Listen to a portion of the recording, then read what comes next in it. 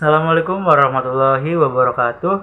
Perkenalkan, nama saya Ali Fahrudin. Di sini saya akan menjelaskan materi tentang morfologi untuk memenuhi tugas dalam mata kuliah Al-Madkhal ila Ilmil Lugah. Langsung saja ke pembahasan. Oke, yang pertama yaitu pengertian tentang morfologi. Di dalam kajian linguistik atau ilmu kebahasaan, morfologi merupakan suatu ilmu yang mempelajari tentang bentuk-bentuk dan pembentukan kata.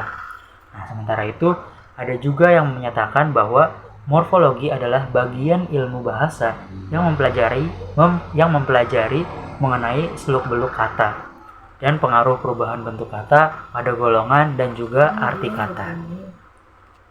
Dengan kata lain, bisa dikatakan morfologi itu merupakan suatu ilmu yang mempelajari mengenai seluk-beluk kata dan juga fungsi perubahan-perubahan bentuk tersebut, baik itu dalam fungsi gramatikal atau arti kata berdasarkan konteks penggunaan, maupun fungsi semantik atau arti kata berdasarkan makna kamus atau leksikal. Oke, yang kedua yaitu ada objek kajian morfologi. Yang menjadi objek kajian morfologi adalah kata. Akan tetapi, sebenarnya kata sendiri dibentuk dari sesuatu yang lebih kecil sebelum akhirnya menjadi sebuah kata. Sesuatu yang kecil tersebut adalah morfem. Nah, morfem merupakan satuan terkecil di dalam bahasa yang mempunyai pengertian dalam satu ujaran. Morfem juga merupakan unsur terkecil secara individual, memiliki pengertian dalam satu ujaran suatu bahasa. Nah, bentuk dari morfem sendiri bisa berupa imbuhan kata. Misalnya, ber, di, kemudian juang. Nah, begitu. Morfem dibedakan menjadi dua, yaitu yang pertama ada morfem bebas. Morfem bebas yaitu morfem yang bisa langsung membentuk sebuah kalimat atau morfem yang bisa berdiri sendiri. Nah, morfem yang kedua yaitu morfem terikat. Morfem terikat yang tidak bisa langsung membina sebuah kalimat, namun selalu terikat dengan morfem lainnya. Contohnya, kata juga merupakan sebuah morfem, atau lebih tepatnya adalah morfem bebas, karena kata bisa berdiri sendiri tanpa adanya morfem lain. Sedangkan afiks atau imbuhan di dan ber adalah morfem terikat, karena keduanya harus digabungkan dengan morfem lainnya. Oke, yang selanjutnya itu klasifikasi kata.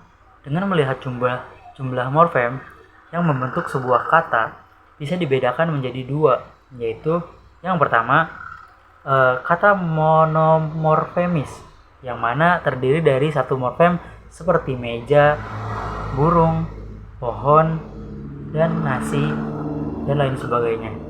Yang kedua, kata polimorfemis adalah kata yang terdiri dari dua morfem atau lebih.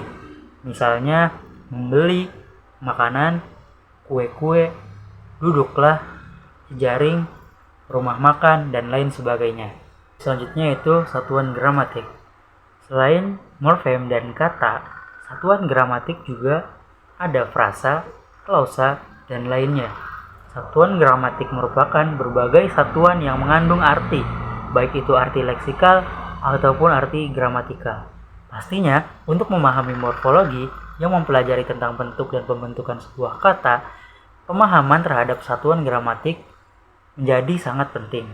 Akan tetapi, beberapa satuan gramatik lebih relevan dengan cabang linguistik yang lainnya, seperti sintaksis dan juga semantik. Selanjutnya, proses morfologis. Proses morfologis merupakan suatu proses pembentukan kata dari satuan lain yang merupakan bentuk dasarnya.